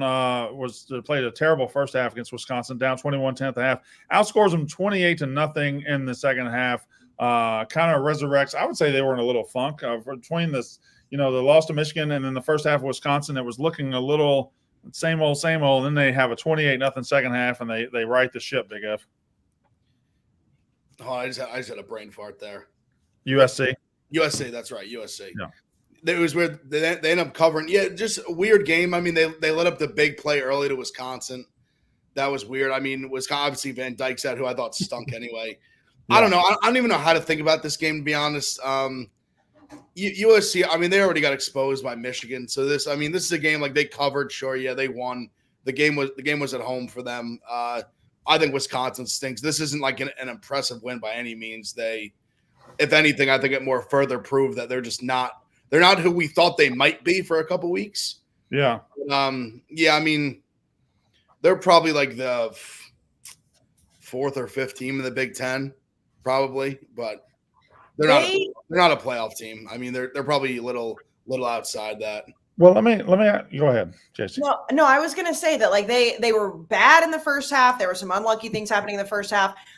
I do think the way that they were, and I mean, Wisconsin is not a good football team, so like, hear me out. But like the way that they were able to respond coming out of halftime to go 28-0 and to win that game as bad as they looked, like I do think that they are pretty decent. Like I think Miller Moss is pretty damn good. Now, obviously, like we'll see what happens. Like I think he got evaluated for concussion. I don't know what that means moving forward. But to me, like if they really stunk at halftime, they wouldn't have come out ready to fight back, and they did. So that has to be encouraging a little bit for USC fans. No, because they've played the same game 3 of their 4 weeks, excluding Utah State. It's been the same exact problem with Lincoln Riley in 3 of their 4 games. They play terrible first halves. They adjust in the second half. They show life. He doesn't trust Miller Moss enough, even though Miller Moss is clearly an NFL guy, and they've got so many good wide receivers. And then their defense gets soft for a bit, and they let big plays. It's been the same game 3 or 4 weeks. I don't know if y'all watch the stock. I don't know if y'all watch the stock market, but I'm soon going to be rich. I'm just absolutely flush because I have a bunch of Clemson stock, and I got it all when everybody else sold it, and I didn't. And that offense is – listen, they beat Stanford. Stanford's bad.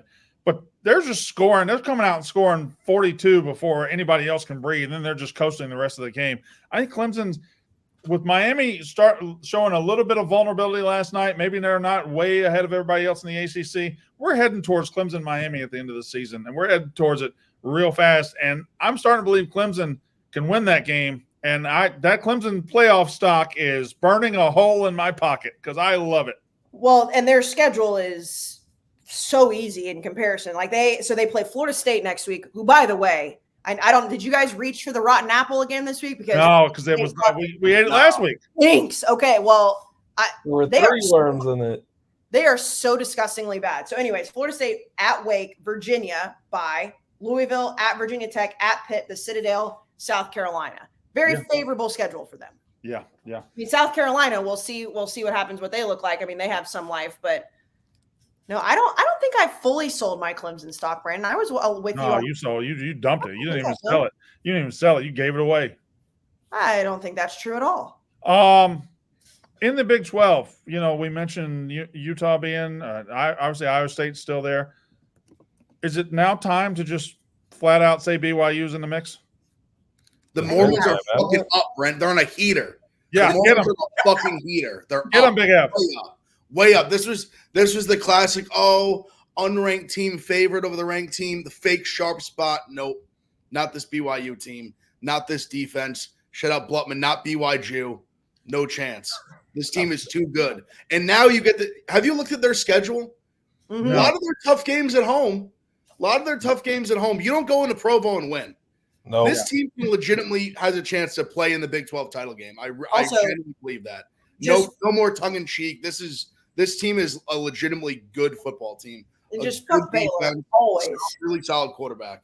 So by Arizona, Oklahoma State, both at home. At UCLA. We're reading everybody's schedules. Well, he just said, have you looked at their schedule? No, we're just reading schedules.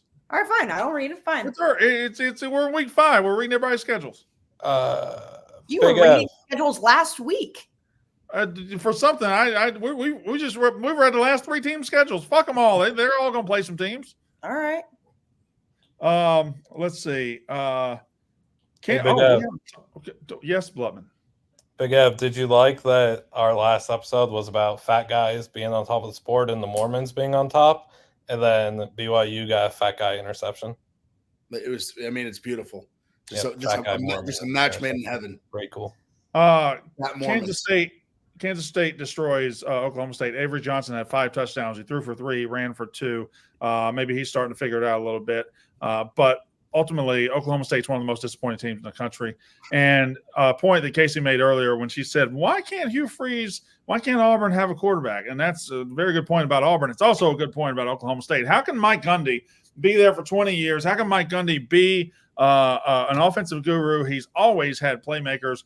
He's always had quarterbacks. And now his best option is a 7th-year guy who has never been any good. I understand he got a 7th-year guy who's been good. Alan Bowman's never been good. And that's who they're putting their hopes into. And they broke Ollie Gordon. Ollie Gordon's useless now. He runs for 76 yards, average 5 yards a carry today. Like, Oklahoma State's just one of the most disappointing teams in the country. Can we reverse Uno the Spencer Sanders thing? Can we somehow reverse? Because that's the best guy they've had the last however many years. Yeah. And he left to go be a backup, to go not play. Also, Ollie Gordon in the first quarter looked like himself again for 2 He drives. did. That first run he had, he was running people over, lowering the shoulder, and then it just disappeared again. Cool. I know that he obviously was super overhyped, but even the fact that that Alan Bowman's not any good and Ollie Gordon only carried the ball 15 times. Listen, if it's broken, you've got to figure out how to fix it. You've got a guy that was, one of the best running backs in the country last year. But I just I don't understand the Mike Gundy. How long is he can be there forever. And I get that because he's Oklahoma State forever. It's just not working with him. It's just not working. What can Oklahoma State fans look forward to with Mike Gundy? I just don't see anything. It's just all when it does work with him, it works in a year. You don't expect them to do it. And you look up and they're 10-2, and you're like, they're 10-2. And then you go into the next season and you're like, this team brings back everybody. They were 10-2 last year, and then they suck. Nothing makes sense. Do you want me to read their schedule too, so we can guess if they'll go 10-2 this year? Well, it would be very hard. They already got the 2 losses, right? So they'd have to win out. Yeah. No, I understand that it's not just okay, bye, Oklahoma and Texas are gone. But I know myself well enough that if I was an Oklahoma State fan, I would have been sitting there all right, this is when Gundy's really going to prove he can do this. They won't say big brother, just none of us would, but OU's gone, Texas is gone. All right, it's our conference. And then they go out and get just humiliated by Kansas State today. And Kansas State's fine, but I just don't know if you're an Oklahoma State fan, what you have to look forward to at this point. So today in Austin, Texas, Mississippi State goes out there a week after losing their starting quarterback to injury with a true freshman quarterback, Michael Van Buren. Go out there with a brand new roster, a brand new coach. Coach died 18 months ago. Some of the players might have died. I don't know. But nobody on the roster from last year, just ragtag group. Trying hasn't really worked. Lost to Florida, lost to Toledo. We go out to the number 1 team in the nation, and we played their dicks off. We lost 35-13. It was 7-6 late in the first half. I've never been more proud of guys fighting for their fucking team. Listen, are we at the bottom? Yeah, we're at the bottom. But guess what? We're not face down at the bottom anymore. We're face up. Face up. You're on your backs? That's good. And you can't get up until you can look up, okay? And now we're looking up. And you sons of bitches who are acting like we're face down at the bottom, we're not that. We're at the bottom, and we're looking up. And we're about to fucking get up. So you better get on now, everybody. You better get on now. True freshman quarterback goes to Austin, Texas, plays Texas's dick off. Did it help that Texas dropped a bunch of touchdown passes? Yeah, sure, whatever. Arch Manning was great. 324 yards, sure. He's good. Texas has 2 of the 10 best quarterbacks in the country. They just do.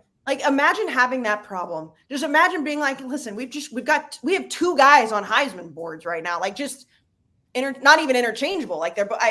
First of all, Brandon, I will say congratulations on covering that game. I know that had to feel great teams cover. Had to feel good.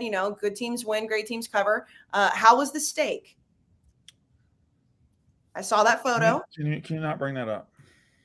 Because I had to humiliate myself after my team lost. I had to humiliate myself, and I had to eat a delicious 22-ounce ribeye steak cooked medium rare. Sorry. The mashed potatoes looked phenomenal, I must say. The restaurant did not have baked potatoes, so I had to get plum puree. Instead of, it's fancy when they don't call it mashed potatoes, they call it plum puree. And veggies. Congratulations on the veggies. I did replace the potatoes with the veggies were not a choice; they were just there. And then I had some crab cakes for appetizer and some oysters. So, but I got through it. I got through it. I had 2 glasses of wine, and I got through it. And some people say, and this is crazy. This is fucking crazy. Kayce, some people say that because Alabama Georgia was tonight, that I actually ate that meal last night and didn't put out the picture until tonight? You believe some people say that I made the reservation for 6 o'clock last night at 15 Lake Steakhouse in Antioch, Illinois, that I ate and was home by 7:45? They actually say that, Kayce. They say that I went on a Friday night and ate with my wife and had a good time before we even played the game. Listen, I commend you for taking your job so seriously that you would never have that dinner during Alabama, Georgia. Like, I mean, who would you be if you were at a steak restaurant that I would assume didn't have a TV in your eyesight? Some would also say that's just being down on your team. But hey, listen, as long as the steak was good. We're face up. But I will say, Brandon, as a compliment to you, that was another phenomenal picture of you. You're on a heater with photos right now. Yeah. Absolute heater. All right. Kansas State kills Oklahoma State, Colorado. Well, you got Notre Dame, hit that. Michigan hit that. Oklahoma, Auburn hit that. All right. So, couple more, 2 more. Big F, I said it the other day. I'd like to go ahead and welcome you and the Buckeyes to the 2024 college football season. You go on the road, play a Michigan State team who's not very good, and you treat them how you should treat a not very good team. Was 38-7 the final, or was it even worse? No, 38-7. Yeah, we bitch slapped them. Just you go out there, you're much better than they are, and you just handle business pretty nonchalantly, I assume. Yeah, I mean, they scored once. I will say Will Howard did throw a really, really, really bad throw that got intercepted. They scored, I think it was a play or 2 plays later. That was the only touchdown they got. This defense is just relentless. That's the story of this game. I mean, this defense is just ferocious on every level. Denzel Burke's incredible. Lathan Ransom might be the sleeper of the defense. Safety, really, really good. And Jeremiah Smith. I mean, he is just truly he is in the way that Ryan Williams is special. Ryan Williams might be he might have like a little more straight line speed maybe, but Jeremiah Smith is a grown ass 18-year-old. His biceps are like this fucking big. He's an animal. He catches everything. He even said after the game, he said, with me, there's no such thing as a 50-50 ball. If that ball's just up in the air, I just go get it. Period. I just go, the ball comes up in the air and I come down with it. Just crazy catches. Those are back to back. Yeah. Back to back. And not to mention the series before, they run end arounds with him where he takes it, houses it from like 20 yards on the reverse. He's a complete receiver. Like Bloodman talked with Ryan Williams, similar, where these are like just complete guys. They have elite hands. They can run with the ball in their hands after the catch. He's of all the receivers. I mean, he's better than Marvin Harrison ever was right now. Right now, Brandon. He's unbelievable. Wow. I've never seen still a big statement. I've never seen anything like this kid. He immediately walked into camp and he was better than Emeka Egbuka, Carnell Tate, all these guys day one. They all said it. All the corners, Caleb Downs, the corners, all these guys, Denzel Burke, Igbo, all these guys were like, this is the guy. Like this is the guy that no one wants to go up against in practice. He made catches like this go from the Ohio State Twitter account was going viral every day and making catches like this in practice. He's doing it in the real game too. He's unbelievable. He's the best. He's one of the best football players I've ever seen at this age. It's stunning. I think he'd go play in the NFL right now. I believe he's unbelievable. I think like we're gonna look up in 20 years and we're gonna think, oh my God, this is like these are like some of the best. Like throw a gold jacket on this guy. Like his talent is just undeniable. It can't miss. He's a special player. He's played 4 games in college. Big Ev's got him fitted for a gold jacket. I'm telling you, save this for like what's it, 2024 for like 39, and we're gonna be like, oh, that was Randy Moss before we realized it was Randy Moss. Like and you said it at 1 a.m. You said it at 1 a.m. on September 29th, 2024. I've never seen anything like him. He's unbelievable. It's going to be Jeremiah Smith, Ryan Williams, and Ashton Genty. Just all 3 of them, gold jackets, living large. By the way, Ashton Genty's crying real tears. Ashton Genty's just going off right now in boys. Oh, you're watching? No, I'm keeping up with it. He's got. They're not in the fourth quarter yet. He's got 218 yards already. Go look at the last touchdown. I haven't seen the last touchdown. I saw the first touchdown. Go look at the last touchdown. The last one's even better than the first one. Look at the last it just happened. It was ridiculous. Go look at the last touchdown. Come on. This guy's unbelievable. he's just he's a circus freak in the best way possible. Like it's crazy. It is the one I will victory lap for forever. Is saying that this guy's an NFL guy before he ever played a snap at Boise State. That's my best take ever. Really? Yes. I mean, you had a pretty good UNLV week.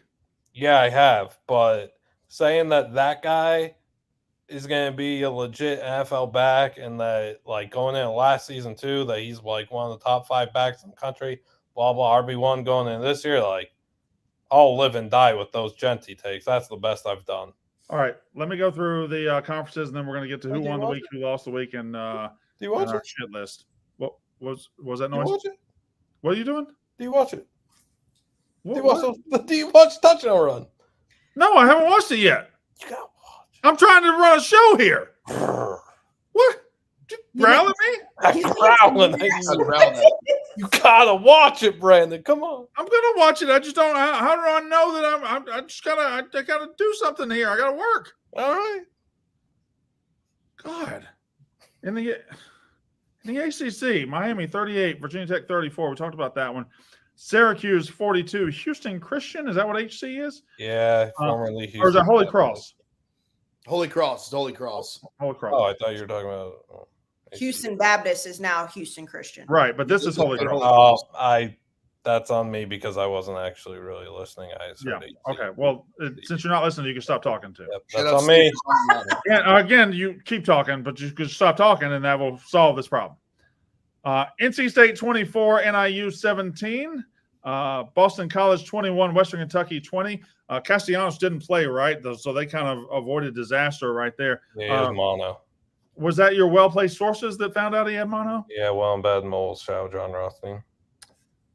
What was that word? Did you have a sentence that well-embedded moles. Oh, yes. Love that. The Raging Cajuns go into Winston-Salem and beat Wake Forest 41-38. Notre Dame 31, Louisville 24, Duke 21, North Carolina 20. And if he didn't quit today, I think we're in the waning hours of the Mac Brown experience. Yeah, I mean he has to. Like it's time. I think it's about over very soon. Clemson 40, Stanford 14, and SMU. Wow, they closed hard on them. 42-16. SMU beats FSU in their first ever ACC home game. Wow, Florida State. So bad. Wow. Now, Was DJ 12 for 30 today? Was he? Was that the line I saw? Yeah, they see a big 60 through. It certainly wouldn't shock me. My question to Big F is this: you're now 1-4. I think I'm getting it right. I think you're 1-4. Why is DJ playing? Beats me. They paid him. There's not a freshman you can try to get ready for next year. There's not somebody, Brock Glenn, Croman Hope, whatever his name is. We can't get him ready. Glenn stinks. Yeah, you can't play Glenn. It's going to be worse, guys. But DJ stinks. I know, and we keep telling you it's but DJ's a nowhere road. There's no reason to play him because you're not building anything. Right, they're 1-4. DJU is going down a nowhere road. Brock Glenn is going off a nowhere road and then diving straight into an abyss. What about the freshman? Play him then. I don't care, but you don't play Brock Glenn. You're more talented than Brock Glenn right now at football. DJ was do something to you? No, he's just Ed is the only one that knows this. No, I watched. He played ever. When he played last year. Like he makes Alec Orji look like Peyton Manning. Correct. Like he's awful. Thank you. Yeah, Kayce. Brooklyn did get 4 snaps today, just so everyone knows. He was over 4. DJU is 12 for 30 with 2 touchdowns and 3 interceptions, a QBR of 12.6. Oh my God. DJ hurt his hand. So bad. And -5 rushing yards. All right. In the Big 12, Arizona currently up on Utah, almost entering the fourth quarter, 16-3. And they're driving. Kansas State 42, Oklahoma State 20 as Oklahoma State kind of falls apart. BYU 34-28 over Baylor. TCU 38, Kansas 27. The Kansas dream is pretty much over at this point. Sad, but, it is what it is. They just can't win these close games. Colorado kills UCF. Iowa State just kind of sleepwalks through a 20-0 win over Houston, and Texas Tech 44, Cincinnati 41. Which, by the way, and I know Ev and I were watching it, Ev was sweating it out a little bit. If you took the parlay, our unnecessary roughness parlay hit. Good. Yeah. In the Big Ten, Oregon putting off at halftime. They're up 28-10 over UCLA. Rutgers 21. The 4-0 Rutgers Scarlet Knights. You don't go into Piscataway, New Jersey on a Friday night and expect to get out alive. They beat Washington. 9 Indiana outlast Maryland 42-28. Where does this undefeated run stop, Blutman? Ohio State. Is that it's 9-0 and then Ohio State? I think it's 10-0 than Ohio State. I could be wrong on that, but I would look up the schedule, but right. Brandon will give me shit for it. I'm pretty sure Ohio State plays Indiana and then Michigan, I think. Wow. Would you like me to look it up, or? no, Indiana. I'm pretty confident in that. They play Michigan. They play Michigan. State, Ohio State. They play Purdue. They play Michigan She's State. reading it right now. You don't have to think, Blutman. She's got it in her hand. They play Michigan on November the 9th, a bye, then Ohio State, then Purdue. Michigan State's before Michigan. Michigan 27, Minnesota 24, Nebraska 28, Purdue 10, USC 38-21 over Wisconsin. Penn State, we haven't mentioned them. Penn State 21, Illinois 7. Penn State defense very good. They did not let Aller throw that much at all. They kind of kept the reins on him. The running backs kind of got the job done. I still think Illinois, they've lost now, but I still think they've got a real good shot to have a real good season. And they probably going to be 5-1 when Michigan comes calling in a couple of weeks. Well, and they could not get out of their own way. Like, yeah, Penn State defense was great, but they just made some dumb mistakes. Like when they were on like the 1 yard line and then missed, had a snap over the head and then missed the field goal. It was just like the game. They lost by 14 points. It was so much closer than that. Illinois just couldn't get out of their own way. In the SEC, Kentucky. Have y'all heard about this? Kentucky 20, number 6 Ole Miss 17. Oklahoma 27-21 over Auburn. Texas A&M 21-17 over Arkansas. Texas beats Mississippi State 35-13. Alabama 41, Georgia 34. LSU kills South Alabama. All right, how many more business pieces we got? One more business piece, and it's our favorite snack, pork rinds. Yes, Brandon. It's the great pork rinds, the best crunch you can possibly get on a snack. And, we didn't travel for the Barstool College football show today, which means that I was able to watch games at home and eat just pork rinds right out of the bag. I can assume that anybody that has pork rinds understands just how good the flavor is, Brandon. The spicy dill, I know we talk about it every single episode. The spicy dill is elite. I did dip it a little bit into the hot honey today. I just was feeling a little bit different, wanted some hot honey. Crunch on your Southern recipe pork rinds. They're the small batch. Find your crunch time hero, porkrinds.com. Throw the chips away, the pretzels, because pork rinds not only taste delicious, they have 0 carbs, protein, they're healthy, and they taste great, Brandon. They taste great. Yeah, they do. They got the best flavors. The spicy dill, of course, the sweet barbecue. They're all good. They're a healthy snack, and you've already mentioned the crunch, but it's perfect. I love it. It is truly an elite game-watching or tailgating snack. All right, here we go. So it's who won the week, who lost the week, and our shit list. Big F, we will start with you. Who won the weekend? I guess I'll go chalk. I think there's a couple of you have ones reserved, so I'll take the chalk one. I'll take Alabama. They're the clear-cut winners. Biggest game of the year so far. They show up big in the first half. Georgia comes roaring back. They take the lead. They immediately answer with the huge play to Ryan Williams. Kalen DeBoer shows up at his first big SEC game, delivers. The guy just wins everywhere he goes, and he wins immediately. Every single stop he has made, he has won. He's won fast. Incredible coach. They're clear national title contender. Bama. Bama won the week. Blutman, who won the week? UNLV is one of the teams that won the week. Alabama's coaching staff. We haven't mentioned his name. Kane Womack coached an incredible first half.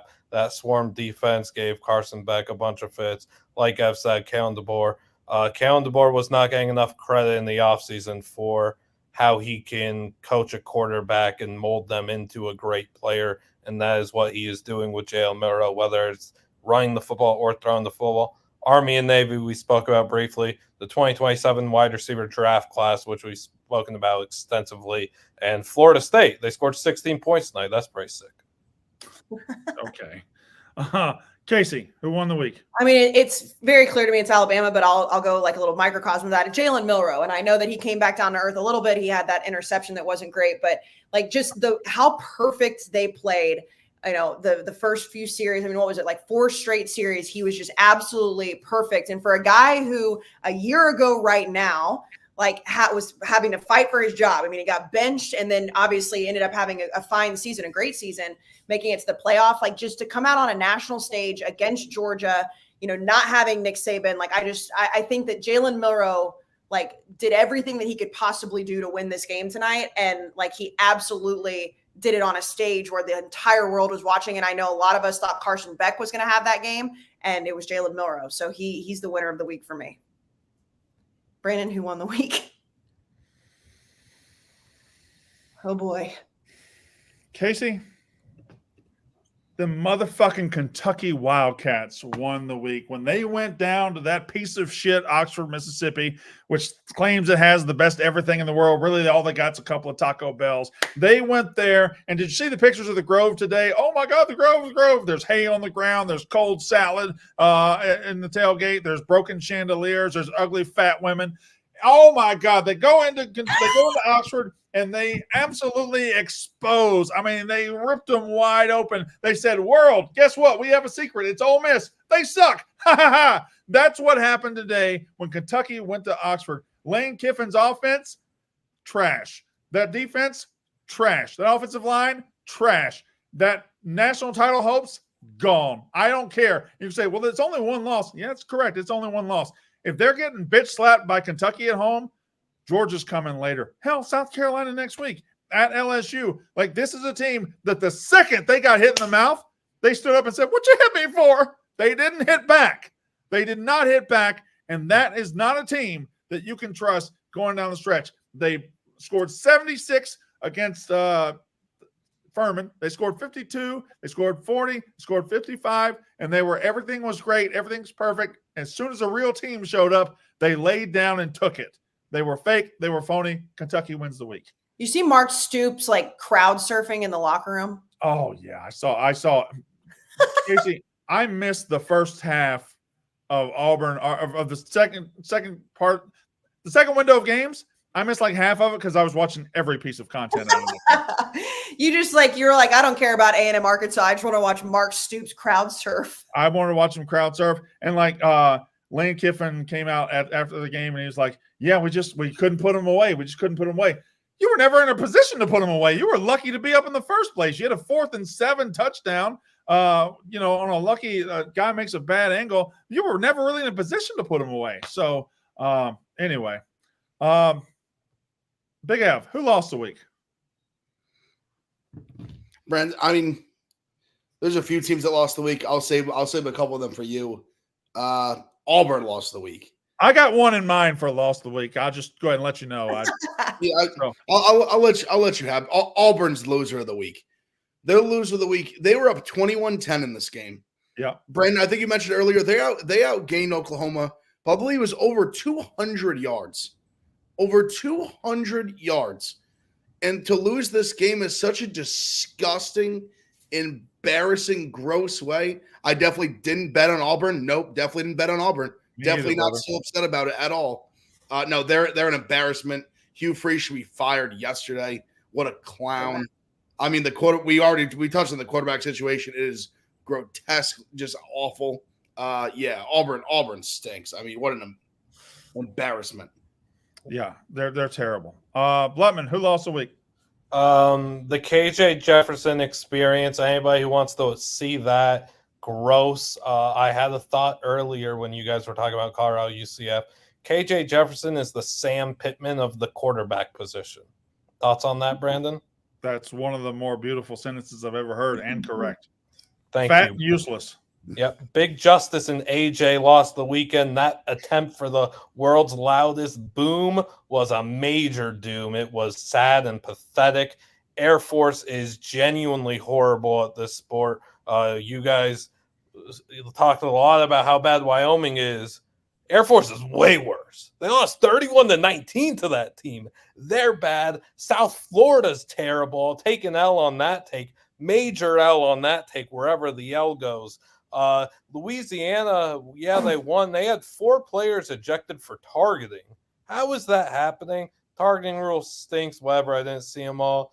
And anybody who doesn't have Ashton Genty on their Heisman ballot, you're a massive loser who doesn't respect the game of college football. And I'll take another L too because Boise State's defense played outstanding tonight. Did I just see that he has like 230 yards tonight? No, he has more. I think it's almost 250. 247 on 22 for 4 touchdowns. Jesus. He's the best player. I'm gonna have him when I put my Heisman out. I'm gonna have him number 1 again. Also, a side note, I have a gripe. They should not be able to wear blue jerseys when they play at home. I'm not a fan. Like, you can't dress as the field. It's just tough, okay? It's tough. Yeah, well, then if a team has a green field, they can't wear green. I hate the Boise State. If Eastern Washington can't wear red on the red. Damn fine point. That is a good point, but it's like a gimmicky field. Like, you should have to wear a jersey that doesn't blend into the gimmick. I hate Boise State's field. Like, I fucking hate it. It hurts my eyeballs to watch. All right, Kayce, who lost the week? It's Kirby Smart, and I understand they fought back, but he's now 1-6 against Alabama as the head coach of Georgia, and like the whole thing was, okay, big bad Nick Saban's gone. Nick Saban and Miss Terry are on College Game Day talking about it, and Kalen DeBoer, fine, he obviously was very good at Washington, but the fact that Kirby Smart still could not get over the hump tonight, and the way that they lost, the way that they got down 28-0 and 30-7, and then he just, I don't know what it is. It's like the way he walked into Bryant Denny tonight on Nick Saban Field and acted like they just had it in the bag. And everybody's talking about, oh, look, Kirby's not bothered by it. Nick Saban's on the other sideline. Like, dude, you fought back. You got embarrassed by this team. Like, congratulations for the instant classic at the end. Like, you got out-coached, and the whole thing was like, well, as long as Nick Saban is there, you're going to lose to him because he is Nick Saban. Well, that's just not the case. Like, the first game that the big bad wolf is gone, you still can't do it. And now he's 1-6, and he has an incredibly talented roster. I understand, Carson Beck didn't play great, but Kirby just cannot shake Alabama, and it seems to not matter who's on the other sideline. Brandon, who lost the weekend? I gotta go Ole Miss. I gotta go with Ole Miss. They were number 6 in the country. They went out and they bought a whole bunch of defensive players who didn't do a goddamn thing today. They went out and bought a whole bunch of offensive linemen who couldn't block me today. They went out and got a quarterback who fucking stunk. And did you see the outfit he wore? Did you see that fucking outfit he wore in the Grove before the game? That can't be your starting quarterback. That's going to lead you to a national title. I loved it. You loved it? I wanted that hoodie so bad. Yeah, well, I bet you did. And there you go. Kayce Smith wanted his hoodie, and that's what we're worried about. On a day you're playing a real SEC team for the first time, you think, oh, we're going to win a national title. We're going to be in the playoff. That's great. Kentucky's a basketball school. They walked in, and it wasn't just that they lost. They got fucking punked on their home field. It was beautiful. It was wonderful. It was perfect. I loved it. Ole Miss lost the week. Again, there is nothing that you do better than being a heel. Nothing. Hold on. I'm not being a heel. Well, no. Celebrating when your enemies fall, i.e., when you can go against somebody, there's nothing better that you do. Big Ev, who you putting on your shit list? Brent, I'm putting a program on my shit list for making me look fucking stupid. It's NC State. I fucking hate them now. They made me look like I believed in them. Grayson McCall, I believed in you. Dave Dorn, I believed in you. I believed in this defense, even though they lost Peyton Wilson. How foolish of me. I know they won today. They beat Northern Illinois by a touchdown. Good for them. They are atrocious. I hate teams that make me look stupid because I'm a guy, I know ball. And they make me look like I don't know ball, and it pisses me the fuck off. Fuck NC State. I love a good hate. Trash. Fucking trash. Lovman, who you putting on your shit list? First thing to say is about Ole Miss that I should have said earlier. You can't just put the sip in your end zone and then show up and play a game like that. Like, that stuff's Also pathetic. Let's be better there. Mine, though, PJ Fleck. Gross. We got to stop with this thing. That man wants to play Velociraptor and T-Rex football, and we keep letting him get away with it. For what reason? Prehistoric football, Brandon. Run, run, run. And what happens when they don't have to run, when they can't run the ball because they're so out of a game? Holy moly, my voice, my accent. They start throwing the ball. And they figure it out with Max Brosmer, who puts up, 21 points in the fourth quarter and nearly completes a very impressive comeback. It's almost like Minnesota's their players in the foundation that they have offensively more so fits a pass-heavier scheme, which it does. But they just want to assert the run. And any time that you're like, hey, Minnesota, maybe let's pass that. Oh, nope, we could only run the ball. Bad. Eat PJ Fleck. I will give somebody in this chat $300 if you type up and send to me exactly what he said and get it 100% right. The transcript would be great. Because there comes a time about towards the end of every one of his diatribes where it's just one long word and I can't really catch up. You know what? But when Blutman does like his like soapboxes like that, especially these like late ones where it's like 1:15 in the morning, it's like when a little kid gets going like downhill on like a really steep hill and their feet like they just can't keep up and they just like tumble down, but they keep going. That's what he does. Like he starts to lose his words, but he doesn't stop talking. Kayce, who's on your shit list? Brandon, it is the people out there, and I see it. And RIP, not he's alive. He's fine. He's not on the show anymore. Jack Mack. I saw Jack going back and forth with people about this on Twitter too.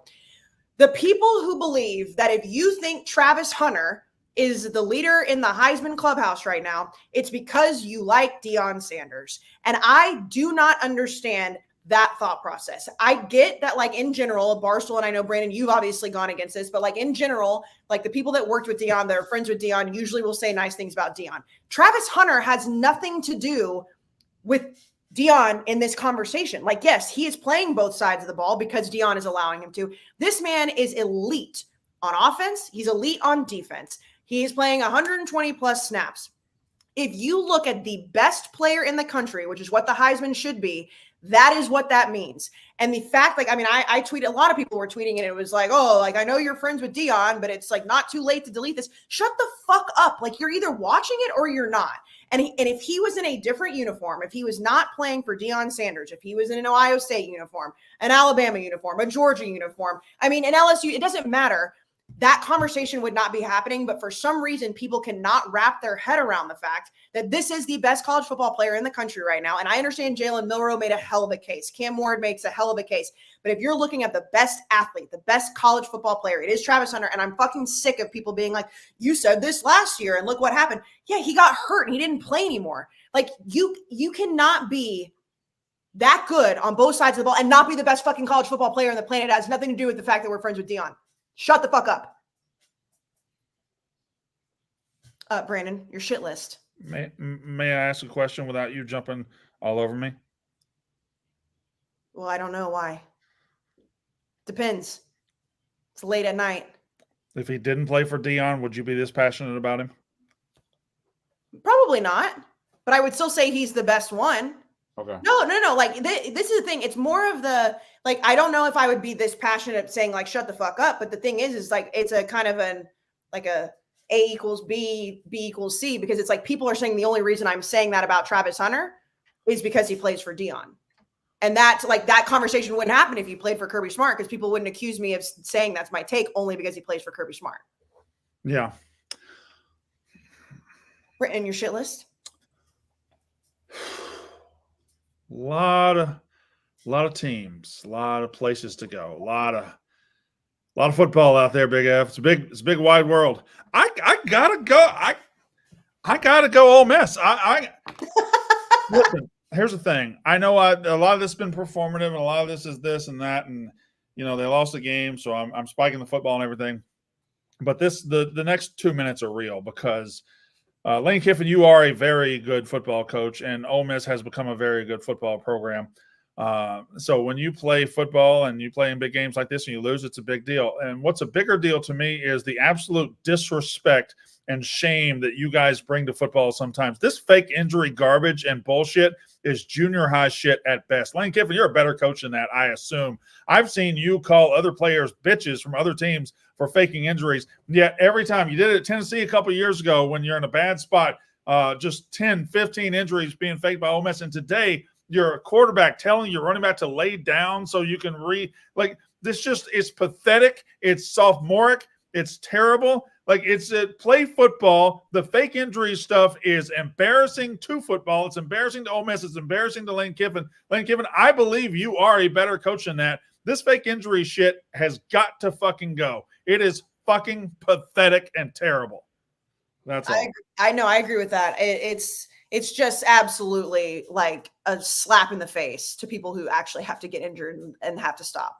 It's fucking crazy. They're not the only ones that do it. It happens a lot, but I think they are the most serial abusers of it. And also there has to be something and I know the NCAA doesn't do many things right. There needs to be something in place where you take a second, the replay guys look and just be like, Jackson Dart just told this guy to lay down because Lane was signaling from the sidelines. They got to do something about it because as long as they don't, he's going to keep doing it. They're going to keep doing it because he doesn't fucking care. All right. Well, there we go. 12-19. Let's see where we are. So Genty's currently winning the Heisman out there. We've had 4 guys win the Heisman today, by the way. Boise State just had a long 4th and 1 touchdown off play action because the entire Washington State defense wanted to go sell out for the run on him. Yeah. Can we count that as a touchdown? We cannot. Utah is making a comeback right now, and then UCLA is hanging in with Oregon. I mean, they're no 15 points. Not hanging in. They're so bad. No, I don't. No. They got a fluke pick 6 at the end of the half because Gabriel can't read. No. What? I just like the way you said it when you're like, I don't know. I have the quad box up right now, and I just looked up and it says Oregon 28, UCLA 13, and I honestly thought Oregon would beat them. I mean, it's still only the third quarter, so we'll see. It's maybe the least talented UCLA team I've ever seen in my life.